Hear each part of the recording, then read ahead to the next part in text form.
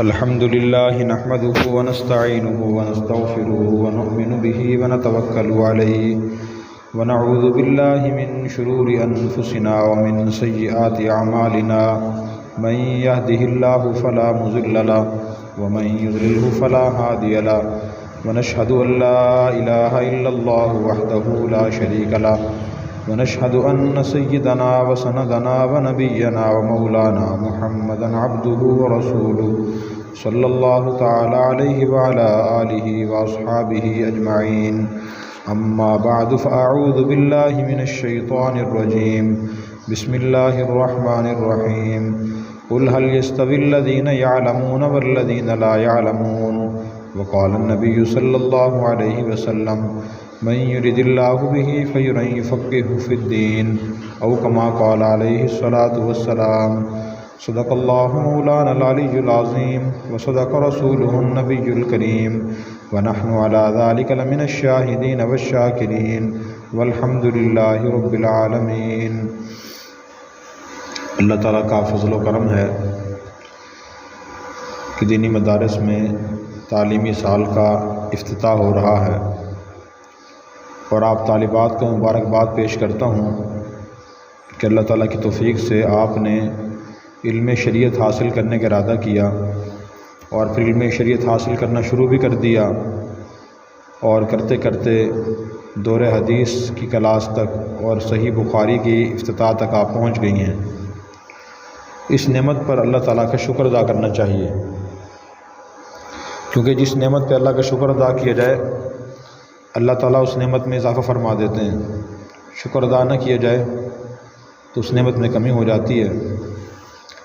میں نے آج آپ حضرات کے سامنے صرف 3 باتیں عرض کرنی ہیں۔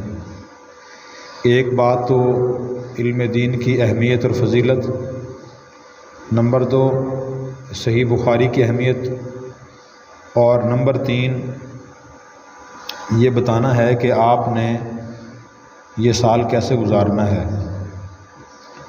اور تعلیمی لحاظ سے محنت کیسے کرنی ہے آپ نے۔ تو سب سے پہلی چیز علم کی فضیلت اور اہمیت ہے۔ تو علم کا معنی جاننا ہوتا ہے۔ ہمارے دین میں اور بلکہ تمام دینوں میں اور ہر عقل مند کے ہاں علم کی اہمیت ہے۔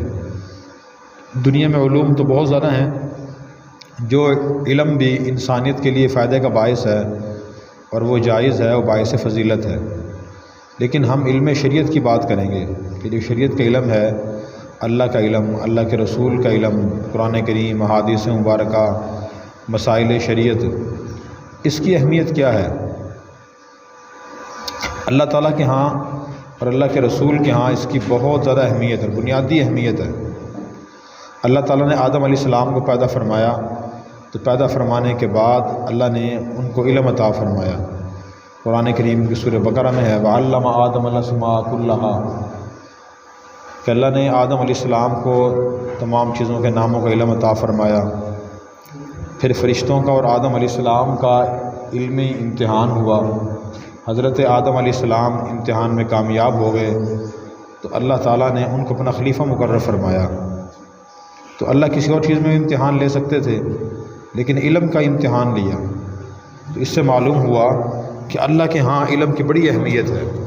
سب سے پہلے انسان دنیا میں آ رہے ہیں تو اللہ تعالیٰ اس وقت ان کو علم عطا فرما رہے ہیں، اس سے علم کی اہمیت واضح ہوتی ہے۔ اسی طرح قرآن کریم میں اللہ تعالیٰ نے سورہ بقرہ کے بعد آل عمران میں ارشاد فرمایا شہید اللہ انہ لا الہ الا ہو والملائکۃ واولو العلم قائما بالقسط، اللہ نے گواہی دی کہ اللہ کے سوا کوئی معبود نہیں، اور فرشتوں نے گواہی دی، اور اہل علم نے گواہی دی جو انصاف کے ساتھ قائم ہیں۔ تو دیکھیں اللہ تعالیٰ نے توحید کی گواہی اور توحید کے ثبوت کے لیے خود کو پیش فرمایا کہ اللہ گواہی دے رہے ہیں کہ اللہ کے سوا کوئی معبود نہیں، فرشتے بھی یہ گواہی دیتے ہیں اور اہل علم بھی گواہی دیتے ہیں۔ تو اس سے بھی اہل علم کی اہمیت واضح ہوتی ہے کہ اللہ تعالیٰ نے فرشتوں اور اپنی گواہی کے ساتھ اہل علم کی گواہی بیان فرمائی ہے۔ اسی طرح قرآن کریم میں اللہ تعالیٰ نے ارشاد فرمایا وَلَقَدْ آتَيْنَا دَاوُودَ وَسُلَيْمَانَ عِلْمًا، ہم نے داؤد اور سلیمان کو علم دیا۔ وقال الحمد للہ الذی فضلنا علی کثیر من عبادہ المؤمنین۔ ان دونوں انبیاء نے عرض کیا تمام تعریفیں اس اللہ کے لیے ہیں جس نے ہمیں اپنی بہت سی مخلوق کی فضیلت عطا فرمائی۔ دیکھو انبیاء کو اللہ نے علم دیا۔ حضرت موسیٰ علیہ السلام کے بارے میں فرمایا وَلَمَّا بَلَغَ أَشُدَّهُ وَاسْتَوَىٰ آتَيْنَاهُ حُكْمًا وَعِلْمًا، کہ جب موسیٰ علیہ السلام جوانی کو پہنچے اور اپنی قوت کو پہنچے تو ہم نے ان کو حکم یعنی حکمتیں اور اپنے احکام اور علم دیا۔ اور نبی کریم صلی اللہ علیہ وسلم کو اللہ نے فرمایا وَعَلَّمَكَ مَا لَمْ تَكُنْ تَعْلَمْ وَكَانَ فَضْلُ اللَّهِ عَلَيْكَ عَظِيمًا۔ اللہ نے آپ کو ان چیزوں کو علم عطا فرمایا جو پہلے آپ کو حاصل نہیں تھا، اور اللہ کا یہ آپ پر بہت بڑا فضل ہے۔ اور نبی کریم صلی اللہ علیہ وسلم پر سب سے پہلے جو وحی نازل ہوئی وہ سورہ علق کی پہلی 5 آیات تھیں، ان میں بھی علم ہی کا ذکر ہے۔ اقرأ بسم ربک الذی خلق، اپنے رب کے نام سے پڑھیے جس نے پیدا فرمایا۔ خلق الانسان من علق، انسان کو جمے ہوئے خون سے پیدا فرمایا۔ اقرأ وربک الاکرم، پڑھیے آپ کا رب سب سے زیادہ عزت والا ہے۔ الذی علم بالقلم، جس نے قلم کے ذریعے علم عطا فرمایا۔ علم الانسان ما لم یعلم، انسان کو ان چیزوں کو علم دیا جن کو انسان جانتا نہیں تھا۔ تو سب سے پہلے وحی اور سب سے پہلا پیغام اللہ کی طرف سے نبی کریم صلی اللہ علیہ وسلم کے ذریعے جو امت تک پہنچایا گیا وہ علم کا تھا۔ تو ذہن میں سوال پیدا ہوتا ہے کہ اللہ نے علم کا پیغام کیوں دیا، پڑھنے کا، علم حاصل کرنے کا، اور کوئی حکم کیوں نہیں بھیجا کہ عبادت کیا کرو، روزہ رکھا کرو، نماز پڑھا کرو، حج کیا کرو، یا گناہ چھوڑ دو، چوری نہ کرو، شرک نہ کرو، کفر میں مبتلا نہ ہو۔ تو اللہ نے علم کا اور پڑھنے کا حکم کیوں دیا؟ اس کی وجہ یہ ہے کہ علم کی مثال روشنی جیسی ہے، جب روشنی پھیلتی ہے پھر انسان کا سارا ماحول روشن ہو جاتا ہے، اس سے صحیح غلط مفید اور نقصان دہ چیزیں نظر آنا شروع ہو جاتی ہیں۔ اگر علم نہ ہو تو اندھیرا ہوتا ہے، اور اندھیرے میں انسان کو کچھ بھی نظر نہیں آتا۔ جب انسان کے پاس اور ایک مسلمان کے پاس علم ہوگا تو اسے معلوم ہوگا کہ اللہ کے حقوق کیا ہیں، بندوں کے حقوق کیا ہیں، دین کے فرائض کیا ہیں، واجبات کیا ہیں، سنتیں کیا ہیں، مستحبات کون سے ہیں، ان کو ادا کرنے کے لیے طریقے کیا ہیں، ان کے آداب کیا ہیں، ان کے اوقات کیا ہیں، کیسے میں نے ان کو ادا کرنا ہے۔ اگر انسان کے پاس علم نہ ہو تو انسان اندھیرے میں کھڑا ہوتا ہے، وہ نہیں جان سکتا کہ توحید اور شرک میں فرق کیا ہے، خالق و مخلوق میں فرق کیا ہے، اللہ کے بندوں کے حقوق کیا ہیں، اور کس کے آداب کون سے ہیں۔ یہ اسے علم سے ہی پتہ چلتا ہے، اور خاص طور علم شریعت ہے وہ بتاتا ہے بندوں کے حقوق کیا ہیں، اللہ کی پہچان کیا ہے، اور آداب کیا ہیں، اخلاق کیا ہیں۔ تو اس لیے یہ دیکھیں علم کی کتنی اہمیت ہے، کتنی زیادہ اہمیت ہے۔ اور اسی طرح نبی کریم صلی اللہ علیہ وسلم نے اپنی حدیث مبارکہ میں علم کی بہت زیادہ فضیلت ارشاد فرمائی ہے۔ آپ نے ارشاد فرمایا من سلک طریقا یلتمس فیہ علما سہل اللہ لہ بہ طریقا الی الجنہ، کہ جو شخص علم حاصل کرنے کے لیے کسی راستے پہ چلتا ہے تو اللہ تعالیٰ اس کی وجہ سے اس کے لیے جنت کا راستہ آسان فرما دیتے ہیں۔ اس حدیث سے معلوم ہوا کہ علم کا راستہ جنت کا راستہ ہے۔ تو جنت کا جو راستہ جاتا ہے وہ علم والا راستہ ہے۔ جہالت کا راستہ جنت نہیں جاتا، وہ جہنم کی طرف جاتا ہے۔ پھر اللہ کی صفت علم ہے۔ اللہ کے سارے انبیاء علم والے تھے، سارے صحابہ کرام، اولیاء کرام، یہ ان سب کی صفت علم رہی ہے۔ کوئی نبی اور کوئی ولی، کوئی بھی اللہ کا مقرب بندہ جاہل نہیں گزرا، علم والا تھا۔ اللہ نے قرآن کریم میں فرمایا قل هل يستوي الذين يعلمون والذين لا يعلمون، کہ فرما دیجئے کہ کیا جاننے والے اور نہ جاننے والے برابر ہیں؟ برابر نہیں ہیں، دونوں میں بڑا فرق ہے۔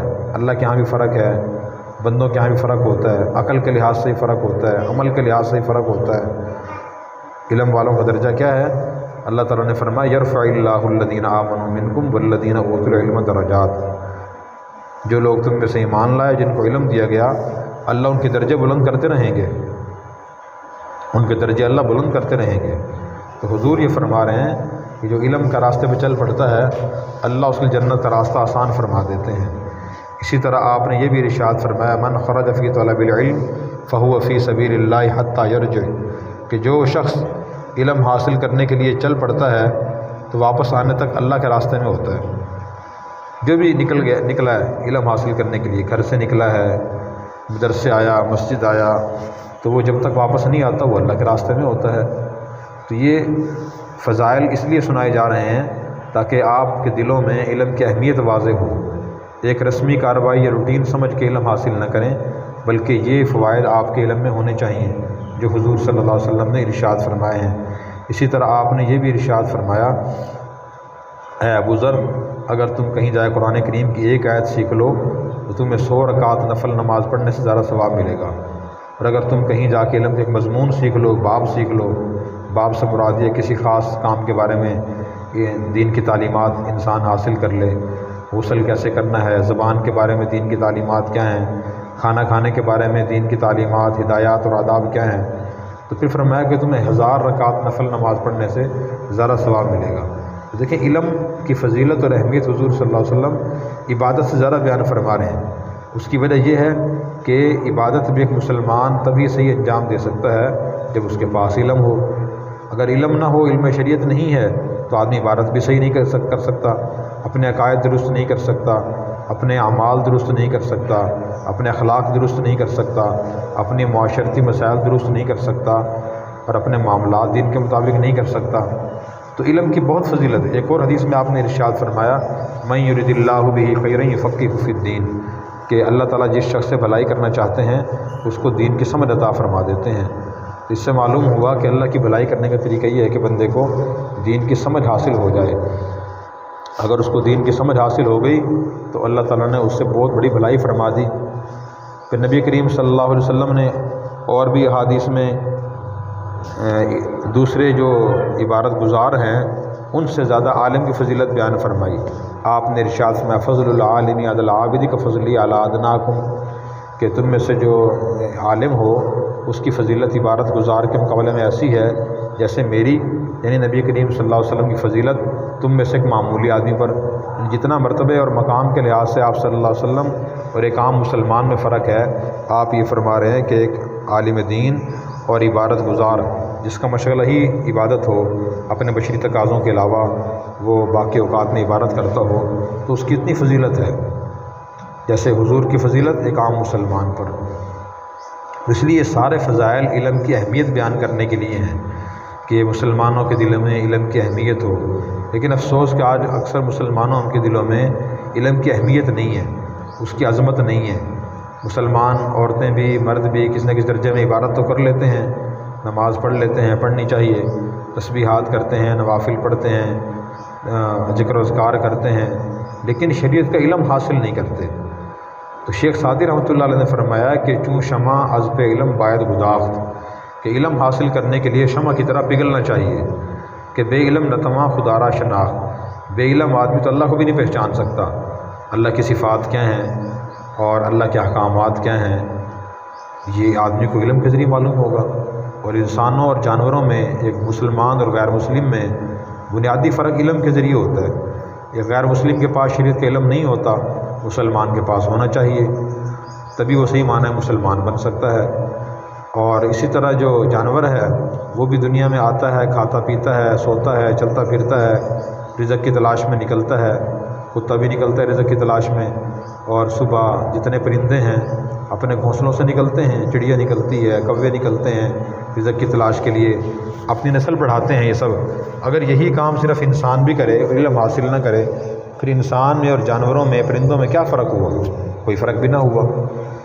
تو اس لیے علم بنیادی چیز ہے۔ شرعی مسئلہ بھی یہ ہے کہ مسلمان ہونے کے بعد، یعنی کوئی شخص پہلے غیر مسلم تھا مسلمان ہو گیا، یا کوئی عورت یا مرد پہلے نابالغ تھے بالغ ہو گئے، تو ان کے ذمے سب سے پہلے 2 بنیادی فرائض ہیں۔ نمبر 1 ستر کو چھپانا، جسم کو جو حصہ ستر میں داخل ہے اس کو چھپانا فرض ہے۔ نمبر 2 شریعت کا فرض علم حاصل کرنا، فرض علم حاصل کرنا بنیادی فریضہ ہے۔ اور نبی کریم صلی اللہ علیہ وسلم نے خود یہ ارشاد فرمایا طلب العلم فریضۃ علی کل مسلم و مسلمہ، کہ علم کی تلاش ہر مسلمان مرد مسلمان عورت کا ذمہ فرض ہے۔ تو جو فرض علم ہے اس کو حاصل کرنا بھی فرض ہے۔ اور پھر علم غلط فہمیاں دور کرتا ہے۔ غلط فہمیاں بہت سے لوگوں کے دلوں میں ہوتی ہیں، وہ علم دور کرتا ہے۔ اور غلط فہمیاں ہر کام کے بارے میں ہوتی ہیں، ہمارے جو روزمرہ کی چیزیں ہیں ان کے بارے میں غلط فہمیاں ہوتی ہیں۔ ابھی کچھ دن پہلے میں ایک جگہ بیان کرنے کے لیے گیا اور وہاں علم کی فضیلت اور اہمیت ہی بیان کی۔ اس کے بعد میزبان کھانا لے آئے تو ہم کھانا کھا رہے تھے، تو پھر گفتگو شروع ہوئی تو ہم نے یہی عرض کیا کہ دیکھیں ہم جو کھانا کھا رہے ہیں ہمیں اس کے بارے میں بھی علم کی ضرورت ہے کہ شریعت نے ہمارے لیے کون سی چیزیں حلال قرار دی ہیں، کون سی حرام قرار دی ہیں۔ میڈیکل سائنس کے لحاظ سے بھی علم کی ضرورت ہے کہ اس وقت میری جو کیفیت اور حالت ہے تو میں کون سی چیز کھا سکتا ہوں، کون سی چیز نہیں کھا سکتا، یعنی کون سی چیز میرے لیے فائدہ مند ہے، کون سی نقصان دہ ہے۔ واللہ کی ساری نعمتیں بذات خود تو اچھی ہوتی ہیں، لیکن ہر آدمی کے لیے ہر چیز ہر وقت مفید نہیں ہوتی، نقصان دہ بھی ہوتی ہیں۔ جیسے شوگر والا آدمی ہے تو اس کو شوگر کی بیماری ہے، اس کے لیے چینی اور اس طرح کی چیزیں، میٹھے پھل نقصان دیں گے۔ تو جب یہ بات ہوئی تو وہاں کے ڈرائیور بیٹھے تھے، وہ کہنے لگے کہ جی آپ درست فرما رہے ہیں کہ بہت سے لوگوں کو اس کا بھی علم نہیں ہے۔ پھر انہوں نے بتایا کہ جن کے ہاں میں ڈرائیونگ کرتا ہوں وہ 3 بھائی ہیں اور ان کے شوگر اتنی ہائی ہوئی کہ شوگر ہائی کی وجہ سے تینوں کے پاؤں کٹ گئے ہیں، لیکن اب بھی وہ چینی نہیں چھوڑتے۔ اور اس سے اگلی بات پھر انہوں نے بتائی کہ آج انہوں نے کہا کہ میں ان کے ساتھ ڈیرہ اسماعیل خان سے بک کر آ رہا تھا تو راستے میں انہوں نے مجھے کہا کہ گاڑی روکیں، ہم نے ہوٹل پہ چائے پینی ہے۔ تو میں نے کہا حاجی صاحب ابھی کچھ دیر کے بعد کھانے کا وقت ہے تو کھانا کھا لیں گے۔ تو انہوں نے کہا نہیں، کھانا بھی کھائیں گے اور پہلے چائے پئیں گے۔ میں نے ہوٹل پہ گاڑی کھڑی کی، ہوٹل والے کو چائے کا آرڈر دیا، ہوٹل والے نے چینی اس میں پہلے ڈالی ہوئی تھی، جب چائے آئی تو انہوں نے اور چینی منگوائی اور منگوا کے اس چائے میں چینی ملا کے چائے پی۔ کچھ دیر پھر آگے چلے اور پھر انہوں نے کہا کہ ذرا ٹھہریں، 7 اپ بوتل لے کر آئیں۔ تو میں نے ان کو کہا جی صاحب آپ جو ہے نا یہ بوتل نہ پئیں، پہلے آپ کی شوگر ہائی ہے۔ تو انہوں نے کہا کہ نہیں جی نہیں، ہم ان چیزوں کو نہیں مانتے، ڈاکٹروں کو، دوائیوں کو، چیزوں کو، ہمارا اللہ کی ذات پہ توکل ہے، اللہ کی ذات پہ ہمارا یقین ہے۔ اب بتائیں کتنی بڑی غلط فہمی ہے یہ۔ بھی توکل تو وہ ہے جو اللہ رسول نے بتایا ہے، کتابوں میں لکھا ہوا ہے، اب اس کی تشریح اسے معلوم نہیں ہے۔ اور بہت سے لوگوں کے ذہن میں یہی بات ہے، تقدیر کے بارے میں، توکل کے بارے میں، مردوں کے ذہنوں میں، عورتوں کے ذہنوں میں یہی تشریح ہے کہ جو تمہارے دل میں کام آتا ہے وہ کر لیں، جس چیز کے کھانے کو دل چاہتا ہے وہ کھا لیں، اور جس کام میں کرنے کو دل کرتا ہے وہ کام کر لیں، بے شک وہ نقصان دہ ہو، جو تقدیر میں لکھا ہوگا، قسمت میں لکھا ہوگا وہی ہوگا۔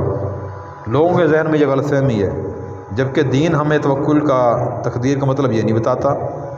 باقاعدہ اس کے بارے میں مستقل احادیث ہیں، قرآن کریم کی آیات ہیں، شرعی مسائل ہیں۔ جب انسان نہیں پڑھتا اور نہیں علم حاصل کرتا پھر اس طرح غلط فہمی میں مبتلا ہوتا ہے۔ توکل کا مفہوم دین کیا بتاتا ہے؟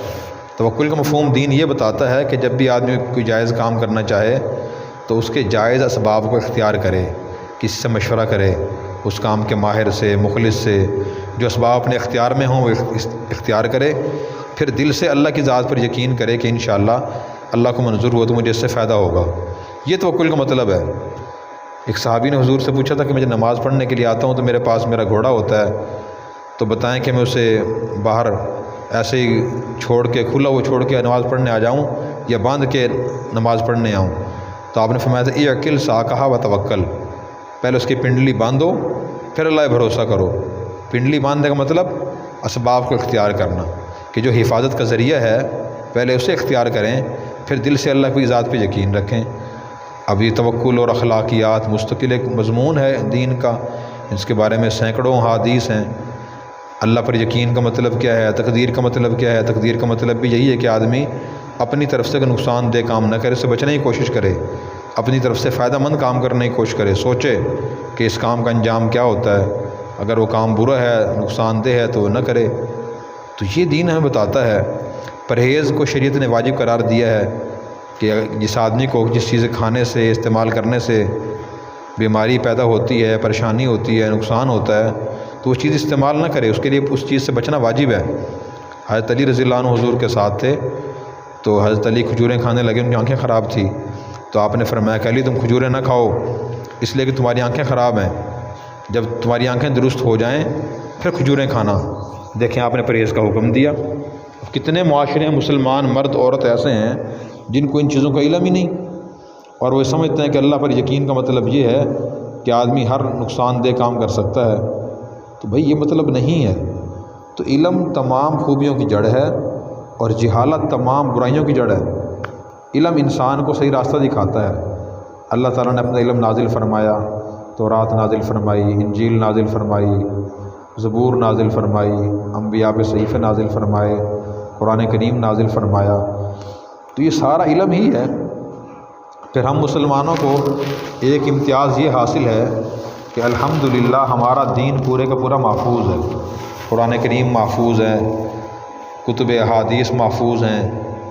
دوسرے جو مذاہب ہیں ان کی کتابیں محفوظ نہیں ہیں، نہ تورات محفوظ ہے، نہ انجیل محفوظ ہے، نہ زبور محفوظ ہے، نہ صحیفے محفوظ ہیں۔ اور جن کے پاس یہ کتابیں ہیں وہ خود تسلیم کرتے ہیں کہ ہمارے پاس یہ کتابیں محفوظ نہیں ہیں، ان میں تبدیلی ہو گئی ہے۔ 300 سال کا ایک عرصہ عیسائیوں پہ ایسا گزرا ہے جن میں انہی کتاب محفوظ بالکل نہیں تھی، ان سے گم ہو گئی تھی، اور انہوں نے 100 نسخے بنائے تھے انجیل کے۔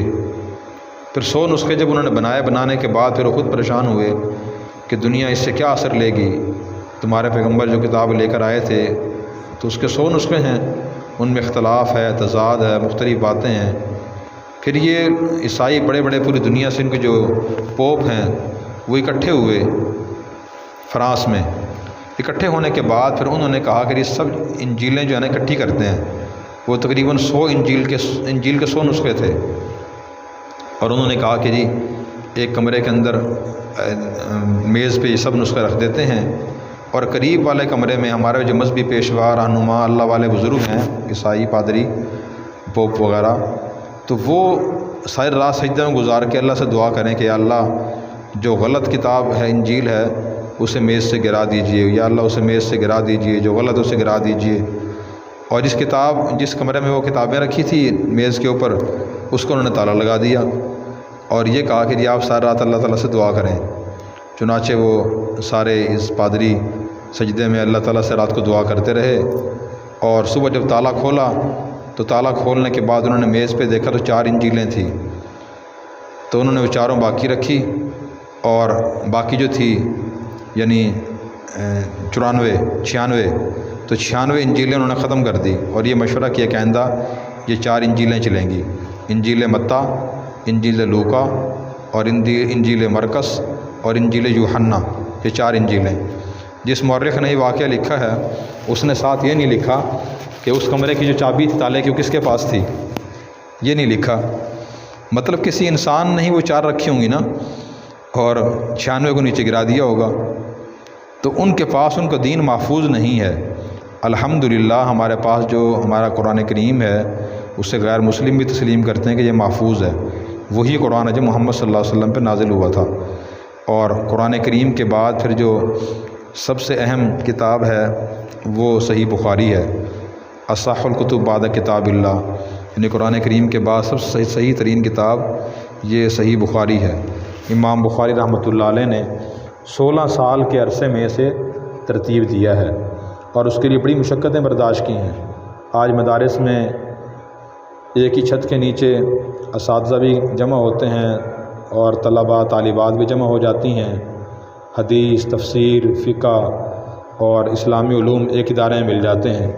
امام بخاری رحمۃ اللہ علیہ کے زمانے میں ایسا نہیں تھا، اور علماء محدثین دور دور ہوتے تھے۔ تو امام بخاری رحمۃ اللہ علیہ دور دور چل کے جایا کرتے تھے، مختلف علاقوں میں،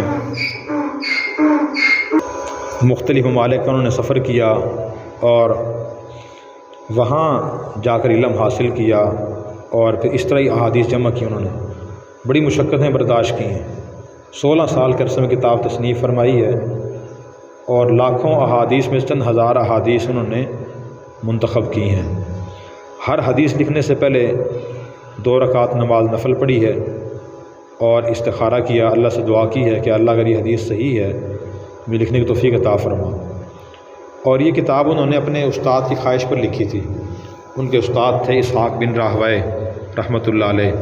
یہ بڑے محدث بھی تھے، بڑے فقیہ بھی تھے۔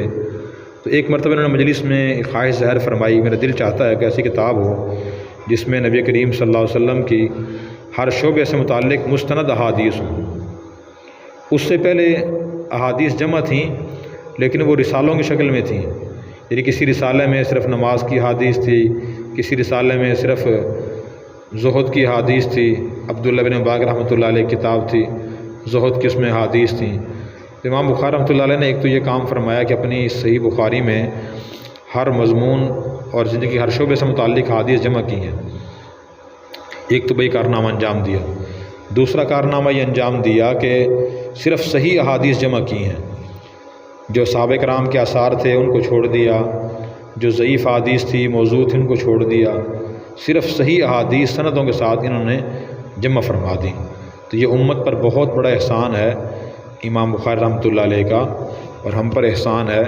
ہماری ذمہ داری یہ ہے کہ اس علم کو سینے سے لگائیں اور اس کو پڑھنے کی، سمجھنے کی، عمل کرنے کی کوشش کریں۔ تو یہ بخاری شریف کی اہمیت ہے، اور یہ عرب و عجم دنیا کے تمام علماء کے ہاں یہ مسلم ہے کہ اللہ کی کتاب قرآن کریم کے بعد سب سے اہم ترین کتاب جو ہے، صحیح ترین کتاب، وہ صحیح بخاری ہے۔ تو اس لیے ہمیں اس کی قدر کرنی چاہیے۔ ایک تو اسی قدر کہ اللہ نے پڑھنے کی توفیق عطا فرمائی، دوسرا بخاری شریف پڑھنے کی توفیق ہو رہی ہے، اس کی ہمیں بہت زیادہ قدر کرنی چاہیے۔ تو یہ تو بخاری شریف کی اہمیت ہو گئی اور علم کی فضیلت اور اہمیت ہو گئی۔ تیسری بات میں نے یہ عرض کی تھی کہ آپ طالبات سے یہ بات عرض کرنی ہے کہ آپ علم کیسے حاصل کریں۔ دور حدیث کے جو سال ہے بڑا مبارک سال ہے، اس میں احادیث پڑھائی جاتی ہیں۔ تو اس کی اہمیت اور فضیلت یہ ہے کہ جیسے آج کل ہمارے ہاں کسان گندم اٹھا رہا ہے، جمع کر رہا ہے، کاٹ رہا ہے، تو اسی طرح آپ کا جو یہ سال ہے یہ علم کو سمیٹنے کا سال ہے۔ جو کچھ آپ نے پچھلے سالوں میں پڑھا ہے اس کا خلاصہ، لب لباب اور اس کی تفصیل ساری آپ کو اس سال میں ملے گی۔ تو اس کی کوشش کریں کہ چھٹی اور ناغہ نہ ہو، اور کوئی شادی کا پروگرام خاندان میں ہو، وفودگی کا ہو، کوشش کریں کہ پھر بھی چھٹی نہ ہو۔ ہمارے جو اسلاف گزرے ہیں ان کو یہی معمول تھا کہ چھٹی نہیں کرتے تھے۔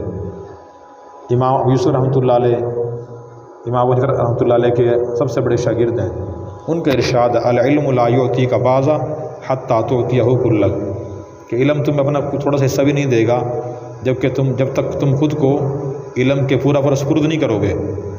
تو ایک تو ہمیں علم کو خود پورا سپرد کرنا چاہیے۔ امام یوسف رحمۃ اللہ علیہ کے خود معمول یہ تھا کہ وہ فجر کی نماز پڑھتے ہی امام صاحب، بلکہ فجر کی نماز امام صاحب کے ساتھ آگے پڑھتے تھے، جب طالب علم تھے پڑھتے تھے تو فجر کی نماز کے وقت ہی اپنے استاد کے پاس پہنچ جاتے تھے، حتیٰ کہ عید کے دن بھی اپنے استاد کے پاس ہوتے تھے۔ حالانکہ عید کے دن تو سارے ادارے، مدرسے، سکول، کالج بند ہو جاتے ہیں، ہر آدمی اپنے گھر ہوتا ہے، استاد بھی اپنے گھر، طلباء طالبات بھی اپنے گھر، لیکن استاد سے اتنی محبت تھی کہ وہ عید کے دن چھٹی نہیں کرتے تھے۔ سب سے بڑے شاگرد بھی وہی قرار پائے۔ تو اس لیے ہمیں ایک تو علم کو وقت دینا چاہیے۔ ہمارے ہاں اکثر جو ہے وہ صرف خانہ پوری، وقت گزارنا، گزارے لائق کام کرنے کا رواج بن گیا ہے، علم کے بارے میں بھی یہ بن گیا ہے۔ تو یہ بڑا غلط طرز عمل ہے، اور یہ اللہ کی نعمت کی ناقدری، ناشکری ہے۔ اس کی مثال ایسے جیسے کسی گھر میں کوئی آدمی ہماری دعوت کرے اور بڑا دسترخوان لگا دے، اس پہ ہر طرح کے پھل ہوں، مٹھائیاں ہوں، کھانے ہوں، ہر طرح کے ہوں، اور انسان وہاں بیٹھے کھائے نہ، کتنا محروم ہوگا، اسے بھوک بھی ہو، ضرورت بھی پھر بھی نہ کھائے۔ تو یہ علم کا دسترخوان ہوتا ہے، مدرسہ، کلاس، تو آدمی کوشش کرے اس سے بھرپور استفادہ کرے، ناغہ اور چھٹی نہ کرے۔ نمبر 2، دوسرا یہ کہ اپنے ہمیں معمولات بنانے چاہیے۔ اکثر مرد اور عورتیں یہ شکایت کرتے ہیں وقت نہیں ملتا۔ طلباء سے پوچھیں اس وقت کیوں نہیں یاد کیا، وقت نہیں ملا۔ تو بھئی وقت کیسے ملے گا؟ انبیاء علیہ السلام، صحابہ کرام، ہمارے جو ائمہ علماء گزرے ہیں، ان کے پاس ہی 24 گھنٹے تھے۔ گرمی سردی کا موسم ہوتا تھا، دن رات تھے، 24 گھنٹے ہوتے تھے۔ ان کے بشری تقاضے ہم جیسے ہی تھے، وہ نماز پڑھتے تھے، کھانا کھاتے تھے، آرام کرتے تھے، علم حاصل کرتے تھے۔ خواتین تھیں، گھر کا کام بھی کرتی تھیں۔ تو وقت نہیں ملتا، اس کا حل کیا ہے؟ اس کا حل سب سے یہ ہے، پہلا حل کہ ہر طالب علم کے، خصوصاً طالبہ کے، طالب علم کے اور ہر مسلمان کے عموماً نظام الاوقات ایک ہونا چاہیے، نظام الاوقات ہو۔ نظام الاوقات کا مطلب یہ ہے کہ ہر شخص ایک کاغذ لے کر اپنے کاموں کا وقت لکھے کہ میں نے اس وقت یہ کام کرنا ہے۔ مثلاً کیسے لکھے؟ 24 گھنٹے ہیں ہمارے پاس، اب ہم نے ان 24 گھنٹوں میں سب سے اہم چیز جو ہے وہ ہے نیند۔ ہم نے آرام کرنا ہے، جتنے بھی جاندار ہیں وہ آرام کرتے ہیں۔ اللہ نے ہمارا جسم کا نظام ایسا بنایا کہ ہم نیند کے بغیر ہمارا گزارا نہیں ہے۔ اگر انسان نیند پوری نہ کرے اس سے بہت سی بیماریاں پیدا ہوتی ہیں۔ تو سب سے پہلے تو ہم نیند کریں، نیند کے وقت میں۔ ڈاکٹروں نے بتایا کہ نوجوان مرد عورت کے لیے 6 سے 10 گھنٹے نیند کرنا ضروری ہے، یعنی کم از کم 6 گھنٹے ہے، تو ہم 8 گھنٹے لگا لیتے ہیں کہ جی 8 گھنٹے آپ نیند کریں۔ حدیثیں بھی ہے لا تفریط فی النوم، جتنی نیند کی ضرورت ہے اس میں کمی کرنا جائز نہیں ہے، درست نہیں ہے، یہ حدیث میں ہے۔ اور اسی طرح قرآن کریم میں اللہ نے فرمایا وجعلنا نومکم سباتا، ہم نے تمہاری نیند تمہارے آرام کا ذریعہ بنائی ہے، سکون کا ذریعہ بنائی ہے۔ تو 8 گھنٹے ہم نیند کے نکال لیتے ہیں۔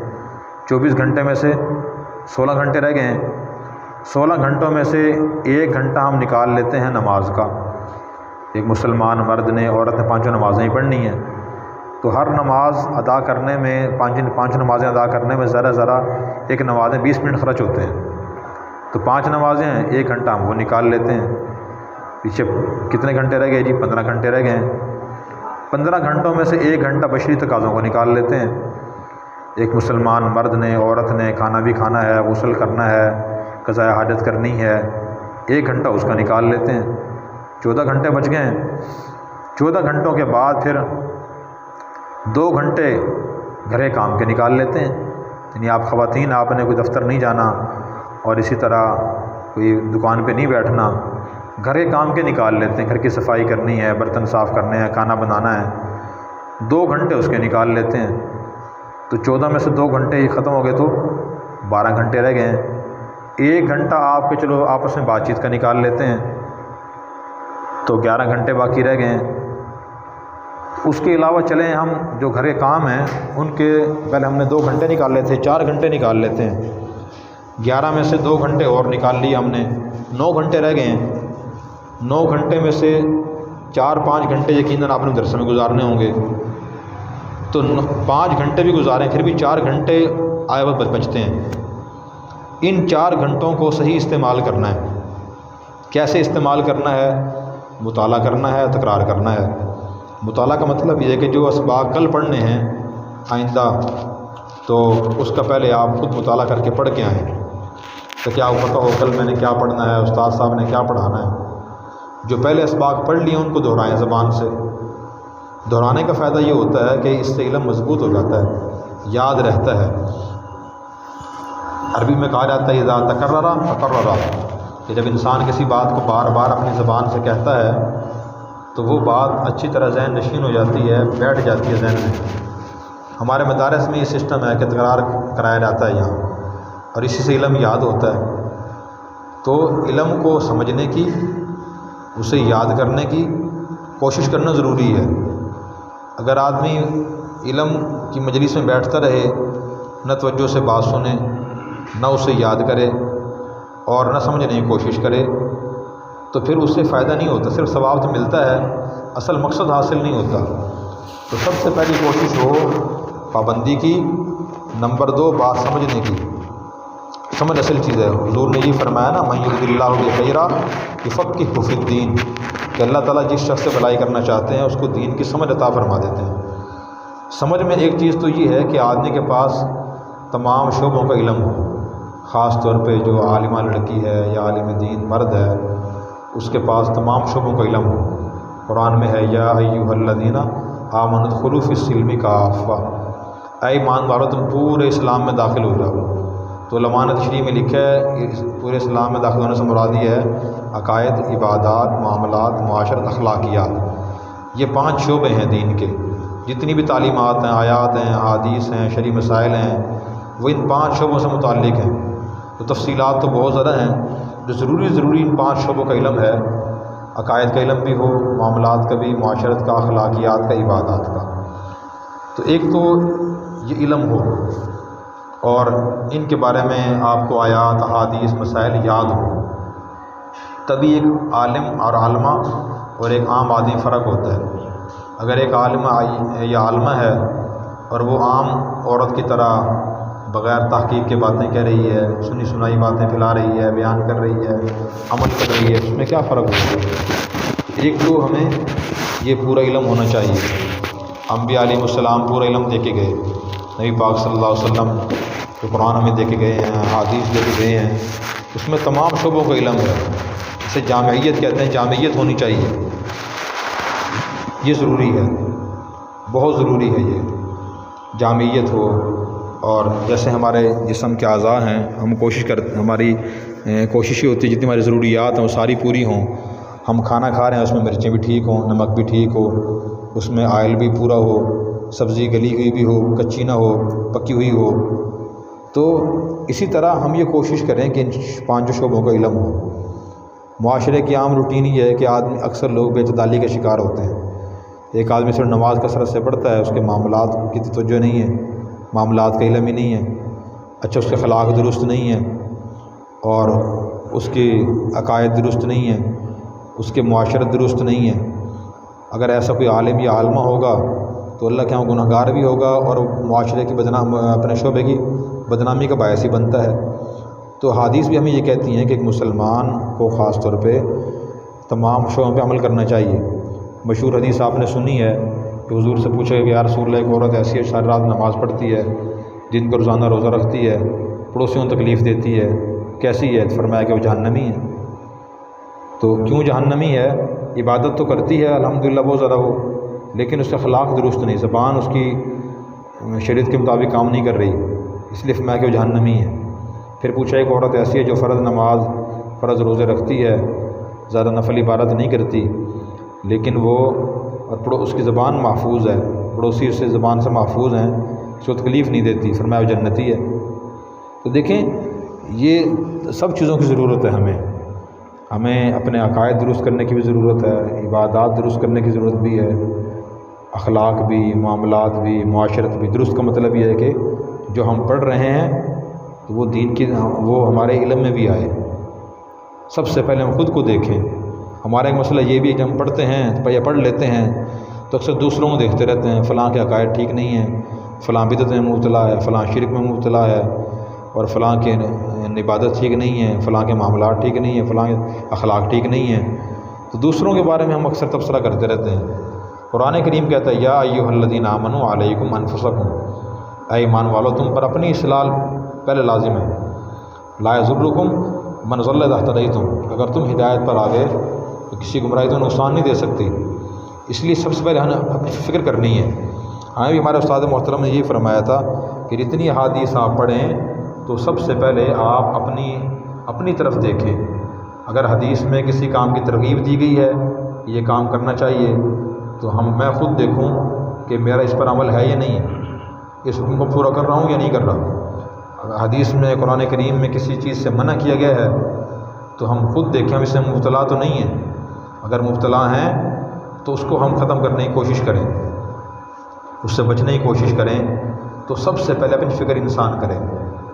تو ایک تو یہ ہے کہ علم کو ہم پڑھیں، سمجھیں، پھر عمل کرنے کی کوشش کریں۔ علم کے جو فضائل ہیں وہ اسی وجہ سے ہیں کہ وہ عمل کا ذریعہ بنتا ہے۔ اگر علم آدمی حاصل کر لے اور عمل نہ کرے پھر ایسا علم تو وبال جاں بنے گا۔ نبی پاک صلی اللہ علیہ وسلم نے اس لیے دعا فرمائی اللہم انی اسألک علما نافعا وعملا صالحا ورزقا طیبا واسعا وشفاء من کل داء۔ اے اللہ میں آپ سے نافع علم مانگتا ہوں جو نفع مند ہو۔ نفع مند وہ ہوتا ہے جو عمل تک پہنچا دے۔ تو ہم نے ایک تو اس کا خیال کرنا ہے کہ ہم علم حاصل کریں تو عمل کرنے کی بھی ہم کوشش کریں۔ تو ایک تو چیز یہ ہے اور ہم نگرانی کرتے رہیں۔ دوسرا احادیث جو پڑھائی جاتی ہیں تو اس میں 2 چیزیں ہوتی ہیں، ایک ہوتی ہے نفس حدیث کا مضمون، دوسری ہوتی ہیں فنی مباحث کہ امام بخاری رحمۃ اللہ علیہ صحیح بخاری پہلے یہ حدیث کیوں لے کر آئے، اچھا جی اس کی لغوی تحقیق کیا ہے، صرفی تحقیق کیا ہے، اس مسئلے میں ائمہ کے اقوال کون کون سے ہیں، مذاہب کون سے ہیں، ان کے دلائل کیا ہیں، اور پھر احناف کا موقف کیا ہے، اور پھر اس کا احناف کی طرف سے دوسرے ائمہ کے دلائل کا جواب کیا ہے، یہ فنی مباحث ہے۔ تو یہ دونوں چیزیں ضروری ہیں، لیکن جو سب سے اہم ضروری چیز وہ نفس حدیث ہوتی ہے، وہ حدیث کا مضمون ہوتا ہے۔ مثلا ہم پہلی حدیث اب پڑھیں گے انما الاعمال بالنیات، پہلے آپ نے مشکات میں حدیث پڑھی ہوگی، ریاض الصالحین میں ہی پڑھی ہوگی۔ اب اس کا پیغام ہمارے لیے کیا ہے، تو اس کو ہم نے دیکھنا ہے۔ فنی مباحث جو ہیں وہ بعد میں کام نہیں آتی، امتحان تک کام آتی ہیں۔ ہمیں بھی ہمارے استاد محترم شیخ الاسلام مولانا مفتی محمد تقی عثمان صاحب دامت برکاتہ نے یہی بات فرمائی تھی، ہم نے ان سے بخاری شریف پڑھی تھی، تو انہوں نے یہ فرمایا تھا کہ فنی مباحث تو اڑ جائیں گی، وہ ہوتی ہیں دکھانے کے لیے کہ تحقیق کیسے کرنی ہے، علماء نے ائمہ نے کتنی محنت کی ہے دین سمجھنے میں، اور کتنی گہرائی ہے دین کے اندر، یہ دکھانے کے لیے فنی مباحث ہوتی ہیں۔ باقی جو مسلمان کو چیزیں بعد میں کام آتی ہیں وہ حدیث کا نفس مطلب کام آتا ہے۔ تو آپ سے گزارش ہے، ایک تو تفسیر، قرآن کریم ترجمہ اور اس کی مختصر تفسیر، نمبر 2 ہر حدیث کا متن اور نفس پیغام کیا ہے اس کا، یہ نظر رکھیں اس پہ، اور اس طرح تیسری چیز مسائل شریعت۔ اگر یہ 3 چیزوں پہ آپ خاص توجہ رکھیں گی تو انشاءاللہ اس سے آپ کو بہت فائدہ ہوگا اور آپ بعمل بنیں گی۔ اس کے ساتھ ساتھ اگر 2 کتابوں کا التزام کر لیں، ایک اسوہ رسول اکرم صلی اللہ علیہ وسلم ڈاکٹر عبدالحی عارفی رحمۃ اللہ علیہ کتاب ہے، اور اس میں ہر شعبے سے متعلق احادیث ہیں اردو میں، اور نمبر 2 بہشتی زیور۔ اب بہشتی زیور حضرت تھانوی رحمۃ اللہ علیہ نے لکھی عورتوں کے لیے، اس میں سارے مسائل ہیں، فضائل بھی ہیں اس کے اندر۔ تو ان 2 کتابوں کو تو لازمی روزانہ پڑھیں، کچھ نہ کچھ پڑھیں، تو اس سے اپنی زندگی میں انسان کے انقلاب آ جاتا ہے۔ ورنہ بعض اوقات یہ بھی ہوتا ہے کہ آدمی پڑھ تو بہت کچھ لیتا ہے لیکن عمل نہیں کرتا، اور پھر قرآن کریم کی شاید کا مصداق بنتا ہے جو اللہ تعالیٰ نے فرمایا یہودیوں کے بارے میں، مثل الذین حملوا التوراۃ ثم لم يحملوها كمثل الحمار يحمل اسفارا، کہ ان لوگوں کی مثال جنہوں کو کتاب دی گئی پھر انہوں نے کتاب کو اٹھایا نہیں، یعنی عمل نہیں کیا، ان کی مثال گدھے جیسی ہے جو کتابیں اٹھا کے پھرتا ہے۔ اس لیے عمل کی ہم کوشش کریں، اور نفس کتاب نفس حدیث کو ہم پڑھیں اور اس کو سمجھیں ہر باب کے بارے میں۔ تو ایک چیز تو یہ ہے کہ محنت کی جائے اور کتابوں کو اچھی طرح یاد کیے جائے، ان کو اہمیت دی جائے، وقت کو ضائع نہ کیے جائے۔ اب آخر میں ہم یہ جو، تو ایک تو میں نے تیسری بات یہ عرض کی تھی کہ میں نے اب طالبات سے بات کرنی ہے، وہ بات یہی تھی کہ محنت کی جائے تفسیر، حدیث اور مسائل شریعت پہ خاص طور پہ، اور پھر خاص طور پہ انسان اس علم پہ محنت کرے جس کا اس کی ذات سے تعلق ہے۔ مثلاً آپ خواتین ہیں، اب جو خواتین کے پاکی ناپاکی کے طہارت کے مسائل ہیں، یہ ہماری شریعت کے مشکل ترین مسائل میں سے ہیں۔ وراثت کے مسائل، تقدیر کے مسائل اور خواتین کے طہارت کے مسائل، یہ مشکل ترین مسائل میں سے ہیں۔ اب ایک خاتون کو زندگی بھر طہارت کے مسائل کا سامنا کرنا ہے، اب میں پاک ہوں یا ناپاک ہوں، میں نے نماز پڑھنی ہے یا نہیں پڑھنی، روزہ رکھنا ہے نہیں رکھنا، تلاوت کرنی ہے یا نہیں کرنی، تو خود بھی عمل کرنا ہے اور عورتوں کو بتانا ہے۔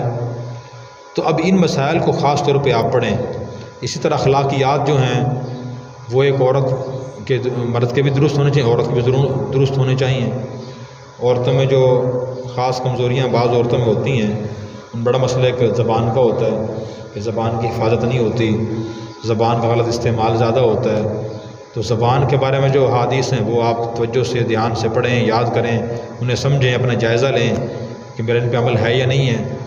ایک عورت کے ذمہ شوہر کے حقوق کیا ہوں گے، ماں باپ کے حقوق کیا ہیں، جب اللہ اولاد دے اس کے حقوق کیا ہیں، ان کی پرورش تربیت کیسے کرنی ہے، تو یہ سب چیزیں بہت اہم ہیں، خصوصی ہیں۔ اب خواتین نے زراعت نہیں کرنی، تجارت عام طور پر خواتین نہیں کرتی، اب ان مسائل کو سمجھنے کی ضرورت کم ہے، لیکن جو اپنی ذات سے متعلق مسائل ہیں ان کی سمجھنے کی اہمیت زیادہ ہے۔ تو اس لیے اس کا خاص طور پہ خیال رکھیں کہ جو اپنی ضرورت کے خاص مسائل ہیں ہر آدمی کے ذمہ ان کو حاصل کرنا فرض ہے، تو ان پہ خاص توجہ رکھیں، پھر انشاءاللہ اس سے فائدہ ہوگا۔ اب یہ صحیح بخاری شروع کر لیتے ہیں۔ یہ ہماری خوش قسمتی ہے کہ مولانا اختر صاحب نے، آپ حضرات نے ہمیں یاد کیا کہ ہم بھی اس مبارک محفل میں شریک ہوں۔ تو دیکھ لیتے ہیں پہلی حدیث، بسم اللہ الرحمن الرحیم۔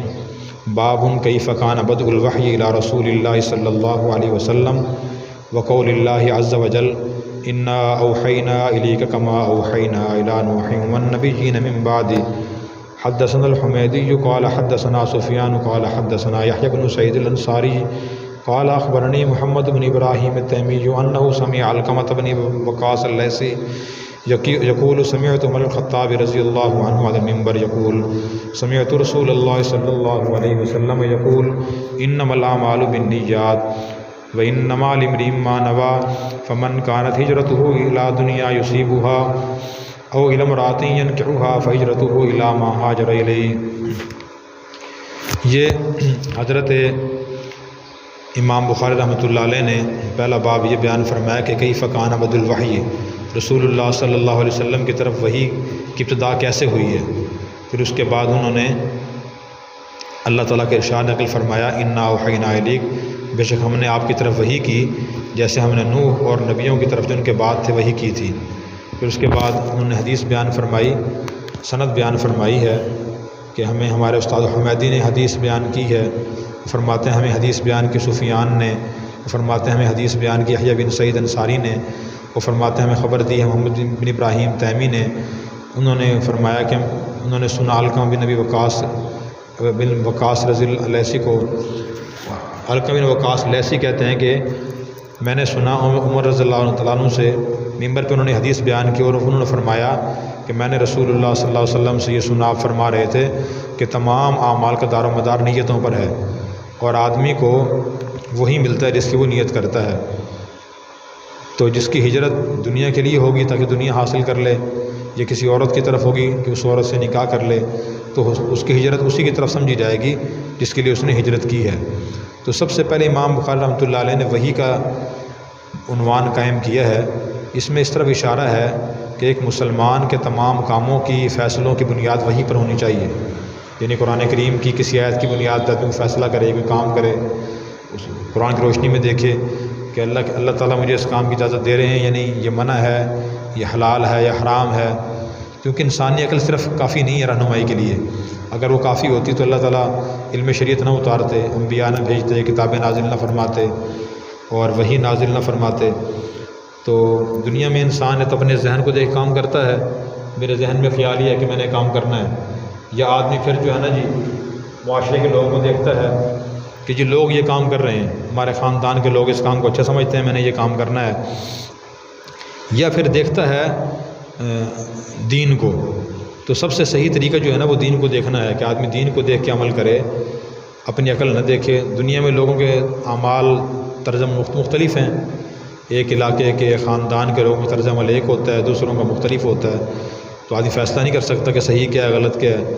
تو پہچاننے کا پرکھنے کا معیار جو ہے وہ شریعت ہے کہ آدمی اللہ رسول کی تعلیمات کی روشنی میں دیکھے کہ یہ کام صحیح ہے یا غلط ہے، علماء سے پوچھے، قرآن میں ہے فَاسْأَلُوا أَهْلَ الذِّكْرِ إِن كُنتُمْ لَا تَعْلَمُونَ، تمہارے علم سے پوچھتے اگر تمہیں علم نہ ہو تو وہی اصل مستند ذریعہ علم ہے۔ باقی جو ذرائع علم ہیں ہمارے وہ دھوکہ دے دیتے ہیں، ہمیں آنکھ سے بھی علم حاصل ہوتا ہے، کان سے بھی، عقل سے بھی، لیکن عقل دھوکہ کھا جاتی ہے۔ ہم خود سوچیں، آپ بھی سوچیں، ہر آدمی کو یہ صورتحال پیش آتی ہے کہ آدمی اب سوچتا ہے کہ یہ کام بالکل ٹھیک ہے، کسی نے کوئی ذہن بنایا، سمجھایا کہ یہ کام کر لینا چاہیے، کچھ دن گزرتے ہیں، ہمیں معلومات ملتی ہیں اس کے خلاف کہ نہیں یہ کام بالکل غلط ہے، ہم کہتے ہیں کہ نہیں واقعی میں تو غلط سوچ رہا تھا اور شکر ہے میں نے یہ کام نہیں کیا۔ تو اس لیے ہمارا ذہن، ذاتی خیالات، لوگوں کی عقل وہ صحیح غلط میں صحیح فیصلہ نہیں کر سکتی۔ اللہ کا جو علم ہے، رسول کا علم ہے، مستند ہے، غلطی سے پاک ہے، وہ صحیح فیصلہ کرتا ہے۔ پھر اس کے بعد اللہ تعالیٰ نے فرمایا کہ ہم نے آپ کی طرف ویسے وہی بھیجی جیسے نوح علیہ السلام وہی بھیجی تھی، تو وہی انبیاء علیہ السلام بھی آتی رہی، حضور بھی وہی آئی ہے، اللہ کا پیغام جبرائیل علیہ السلام لے کے آئے، تو اس لیے وہی اصل مستند ذریعہ علم ہے۔ اس کے بعد پھر حدیث بیان کی ہے کہ رسول اللہ صلی اللہ علیہ وسلم نے فرمایا کہ تمام اعمال کا دار و مدار نیتوں پر ہے۔ یہ بہت اہم حدیث ہے اور علماء نے تو اسے یہاں تک فرمایا کہ یہ جوامع الکلم میں سے ہے، یعنی نبی کریم صلی اللہ علیہ وسلم نے جو ایسی احادیث ارشاد فرمائی ہیں جن کے الفاظ مختصر تھے اور مفہوم بہت وسیع تھا، ایسی حدیث کو جوامع الکلم کہا جاتا ہے کہ جمع کرنے والے کلمات، تو یہ ان احادیث میں سے ہے۔ اور بعض علماء نے یہ فرمایا کہ یہ حدیث جو ہے اس میں دین کی تعلیمات کا تیسرا حصہ آ گیا ہے، اور تیسرا حصہ اس طرح آ گیا کہ کچھ چیزوں کا تعلیمات تعلق ہمارے دل سے ہے، کچھ کا تعلق ہمارے عمل سے ہے، کچھ کا جو ہے تعلق ہے وہ اخلاق سے ہے، عقائد، اعمال اور عبادات۔ تو یہ جو حدیث اس تعلق دل سے ہے کہ انسان کی نیت اور مسلمان کی نیت درست ہونی چاہیے۔ درست نیت کیا ہے؟ درست نیت یہ ہے کہ جب بھی کوئی انسان جائز کام کرے تو نیت یہ ہو کہ میں اللہ کو راضی کرنے کے لیے کام کر رہا ہوں۔ امام بخاری رحمۃ اللہ علیہ بھی سب سے پہلے حدیث لے کر آئے تاکہ پڑھنے والے پڑھانے والے اپنے دل میں اخلاص پیدا کر لیں کہ ہم جو علم حاصل کر رہے ہیں، علم سکھا رہے ہیں، اس کا مقصد اللہ کی رضا ہے۔ یہ مقصد ہے کہ اس علم کی روشنی میں ہم زندگی گزاریں گے، علم کی روشنی میں دیکھیں گے کہ یہ کام جائز ہے یا ناجائز ہے، صحیح ہے یا غلط ہے۔ جائز اور صحیح ہوا تو ہم کر لیں گے وہ کام، ناجائز ہوا تو وہ کام چھوڑ دیں گے۔ تو اس لیے یہ علم حاصل کرنے کا مقصد ہے۔ بری نیت یہ ہے خدا نخواستہ کہ میں لوگ مجھے عالم کہیں گے، علامہ کہیں گے، عالمہ کہیں گے تو میں لوگوں کو ڈانٹوں گا کہ یہ آپ یہ حرام کام کر رہے ہیں، غلط کام کر رہے ہیں، کہ میں بیان کروں گا یا بیان کروں گی، لوگ میری تعریف کریں گے کہ آپ کے پاس ماشاءاللہ بڑا علم ہے، آپ تو علم کے سمندر اور دریا ہیں۔ یہ بری نیتیں ہیں۔ نبی کریم صلی اللہ علیہ وسلم نے ارشاد فرمایا اخلص دینک یکفیک العمل القلیل، تم اپنے دین میں اخلاص پیدا کر لو، تمہیں تھوڑا سا عمل بھی کافی ہو جائے گا نجات کے لیے۔ جیسے ہم کھانے پینے چیزیں استعمال کرتے ہیں، دودھ، گھی وغیرہ، اگر ایک آدمی آدھ پاؤ گھی یا آدھ پاؤ دودھ خالص استعمال کر لے اس کو فائدہ زیادہ ہوگا بنسبت اس آدمی کے جو آدھا کلو گھی خالص استعمال نہیں کر رہا، یعنی گھی استعمال کر رہا ہے خالص نہیں ہے، دودھ استعمال کر رہا ہے وہ خالص نہیں ہے، اس کو فائدہ کم ہوگا۔ یہی مثال دین کی ہے۔ اگر آدمی کی نیت درست ہو، اخلاص سے نیت ہو، اللہ کی رضا مقصد ہو، تو پھر اس میں برکت بھی ہوتی ہے، علم نافع بنتا ہے، اللہ بھی اس سے راضی ہوتے ہیں، نجات کا ذریعہ بن جاتا ہے وہ۔ اور اگر علم درست، نیت درست نہ ہو تو پھر وہ علم نافع نہیں بنتا بلکہ وہ نقصان کا باعث بنتا ہے۔ نبی پاک صلی اللہ علیہ وسلم نے ایک حدیث بیان فرمائی قیامت کے دن سب سے پہلے اللہ کے دربار میدان معاشر میں 3 قسم کے لوگوں کو امتحان کا حساب ہوگا۔ حساب 3 قسم کے لوگوں کو ہوگا۔ سب سے پہلے اللہ تبارک و تعالیٰ ایک مجاہد کو بلائیں گے اور اسے اپنی نعمتیں گنوائیں گے، بتاؤ میں نے تمہیں زندگی دی تھی، بیوی دی تھی، گھر دیا تھا، اولاد دی تھی، کھانے پینے کی نعمتیں دی تھی۔ وہ ان سب نعمتوں کا اعتراف کرے گی، اللہ آپ نے مجھے دی تھی۔ تو اللہ تعالیٰ فرمائیں گے بتاؤ تم نے ان کا کیا شکر ادا کیا؟ تو مجاہد عرض کریں کہ یا اللہ میں نے ساری زندگی آپ کے دین کی سربلندی کے لیے جہاد کیا، جسم پہ زخم آئے، حتیٰ کہ میں نے جان قربان کر دی آپ کی رضا کے لیے۔ اللہ فرمائیں گے نہیں تم نے یہ سارے کام کیے، لیکن تم نے اس لیے سارے کام کیا تھا کہ لوگ تمہیں کہیں بڑا نڈر آدمی ہے، مجاہد ہے، کمانڈر ہے، تم نے اپنی تعریف سننے کے لیے سارے کام کیے تھے۔ فرشتوں کا حکم اس کو اون دے منہ گھسیٹ کے جہنم میں ڈال دو، فرشتے اون دے منہ گھسیٹ کے جہنم میں ڈال دیں گے۔ پھر اللہ تعالیٰ بلائیں گے ایک عالم دین کو یا عالم قرآن کو، دونوں روایت میں دونوں قسم کے الفاظ ہیں، عالم دین ہوں گے یا قاری صاحب ہوں گے۔ اللہ ان کو اپنی نعمتیں گنوائیں گے، وہ ان سب نعمتوں کو تسلیم کریں گے، آوا کیا اللہ مجھے آپ نے نعمتیں دی تھی۔ اللہ پوچھیں گے بتاؤ پھر آپ نے ان نعمتوں کیا شکر ادا کیا؟ وہ عرض کریں کہ اللہ میں نے ساری زندگی آپ کے دین کے سیکھنے میں سکھانے میں خرچ کی ہے۔ اللہ پوچھیں گے کیوں؟ وہ عرض کریں کہ اللہ تاکہ آپ کا دین پھیلے، لوگ سمجھیں، دین زندہ ہو، اس کے مطابق عمل کریں۔ تو اللہ تعالیٰ فرمائیں گے نہیں، میں علیم بذات الصدور ہوں، یہ سینے کے رازوں کا علم تھا، آپ نے یہ سارے کام اس لیے کیا تاکہ لوگ آپ کی تعریف کریں کہ آپ بہت بڑے قاری ہیں، بہت بڑے عالم ہیں، یہ تعریف سننے کے لیے آپ نے یہ سارے کام کیے تھے، لہٰذا میرے ہاں کوئی بدلہ نہیں ہے۔ فرشتوں کا حکم اس کو بھی گھسیٹو اور اون دے منہ جہنم میں ڈال دو۔ پھر اللہ تعالیٰ ایک سخی کو بلائیں گے، اسے اپنی نعمتیں گنوائیں گے، پھر پوچھیں گے بتاؤ تم نے ان نعمتوں کیا شکر ادا کیا؟ وہ عرض کرے کہ یا اللہ میں نے یہ شکر ادا کیا، میں نے کوئی کار خیر نہیں چھوڑا، کوئی مسجد، مدرسہ، یتیم، بیوائیں، رفاہ عامہ کام، میں نے وہاں آپ کی دولت بے تحاشا خرچ کی۔ اللہ پوچھیں گے بتاؤ تم نے یہ کام کیوں کیا تھا؟ وہ عرض کریں گے یا اللہ اس لیے کیا تھا کہ آپ کی مخلوق کو مجھ سے فائدہ پہنچے۔ اللہ فرمائیں گے نہیں، آپ نے اخلاص نیت سے کام نہیں کی، اس لیے کیا تھا تاکہ لوگ آپ کی تعریف کریں کہ آپ بہت سخی ہو، دریا دل آدمی ہو، اور آپ کے ہاں دولت کی اہمیت نہیں ہے، تم نے اپنی تعریف سننے کے لیے کام کیا تھا، لہٰذا میرے ہاں کوئی بدلہ نہیں ہے۔ فرشتوں کو اللہ حکم دیں گے اس کو بھی گھسیٹو اور اوندا منہ جہنم میں ڈال دو۔ اب دیکھیں یہ تینوں کام کتنی مشقت والے ہیں، علم حاصل کرنا، اسے یاد کرنا، سمجھنا، روزانہ کلاس میں آنا، ساری کتابیں پڑھنا، امتحان دینا، معمولی کام نہیں ہے، بہت مشقت والا کام ہے، دماغ کو نچوڑ دیتا ہے علمی کام۔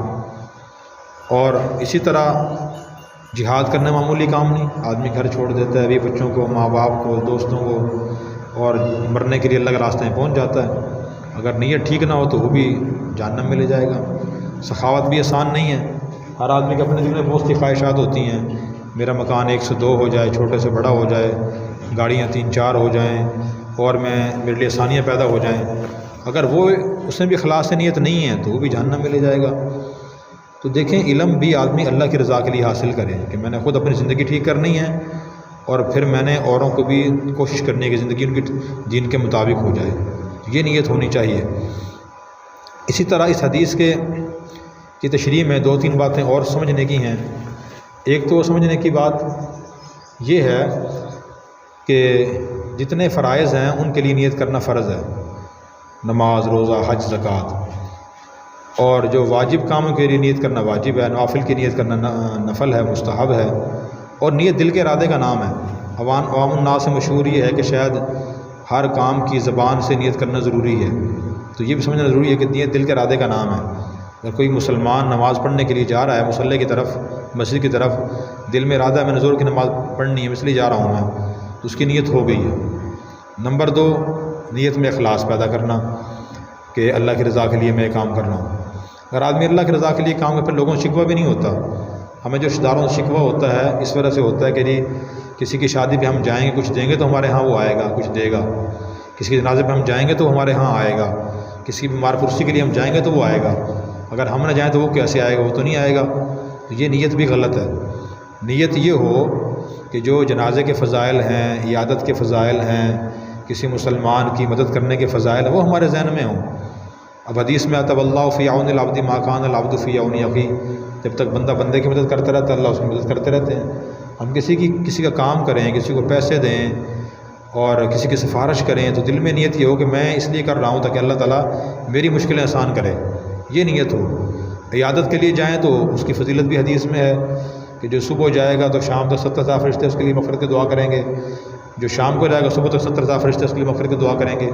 جب بھی کسی مار پرسی کے لیے مرد جائے، عورت جائے، اپنے ماموں کی، خالہ کی، پھپھو کی عیادت کے لیے، بھائی کی، بہن کی، یہی نیت ہو کہ مجھے یہ ثواب ملے گا۔